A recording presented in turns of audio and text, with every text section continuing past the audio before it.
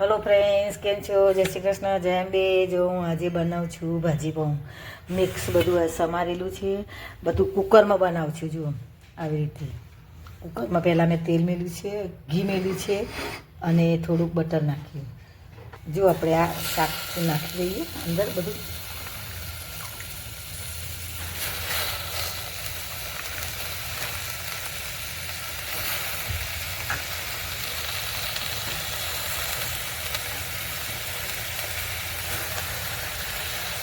Bit ને ગાજર ને ફુલાવર ને કોબી ને બટાકો ને વટાણ બધું નાખેલું છે.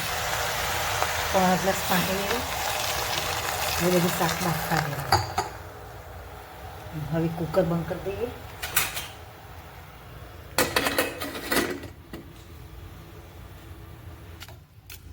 જો આપણે આ શાક બધું મેશ કરી લીધું. જો બધું મેશ થઈ ગયું સરસ. હવે આપણે તેનો વઘાર કરી મસાલો કરીએ બધું કમ્પ્લીટ. પછી આપણું થઈ જાય ભાજી પાઉં તૈયાર કુકરમાં. આમાં જ કરવાનું બધું. જો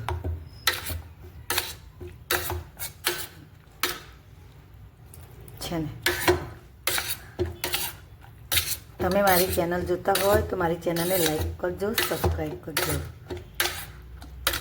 અને મિત્રો કોમેન્ટ કરતા રહેજો કેવું બન્યું કેવું નહીં. તો મને થોડીક વસ્તુ વધારે ઓછી તમને લાગતી હોય, જેવું તમને લાગતી હોય એ રીતે મને કમેન્ટ કરતા રહેજો. તો હું થોડુંક સુધારીને થોડીક વસ્તુ બનાવું. જો ફ્રેન્ડ્સ, આપણે આમાં તેલ અને બટર બે મૂક્યું છે વઘાર માટે. એ આવે ત્યાં સુધી આપણે આ મસાલો ભેગો કરી 1-2 ચમચી મરચું નાખ્યું છે, 1 ચમચી હળદર, 2 ચમચી ધાણા જીરું,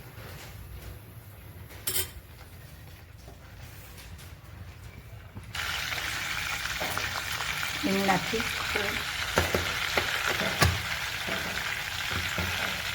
હવે તેમાં ડુંગળી નાખવાની.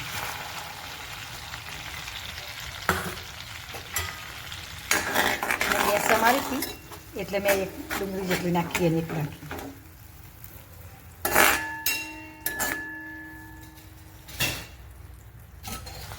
ડુંગળીના ભાગનું મીઠું નાખી દઈએ.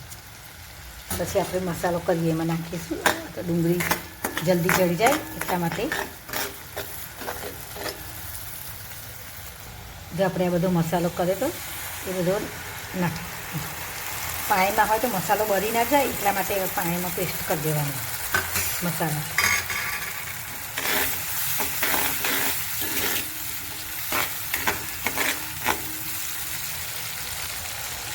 હવે આપણે આ બધું રસ કરેલું આપણે ભાજી બધી નાખી દઈએ. હવે આપણે બધું સરખું મીઠું નાખી દઈએ. હવે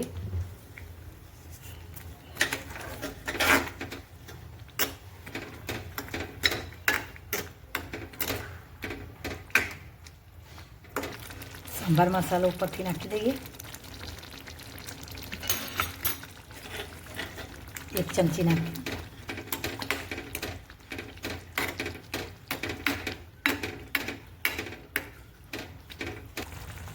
અડધા લીંબુનો રસ નીચોયો.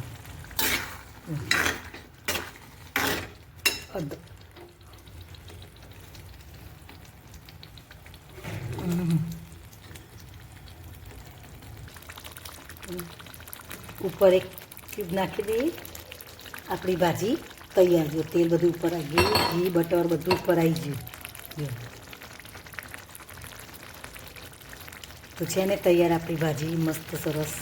તમે પણ આ રીતે બનાવજો અને મારી ચેનલને લાઈક કરજો, સબસ્ક્રાઈબ કરજો. હું તો આ રીતે બનાવું છું, તમે કેવી રીતે બનાવો છો તે મને કોમેન્ટમાં કરતા રહેજો. થેન્ક યુ, આભાર.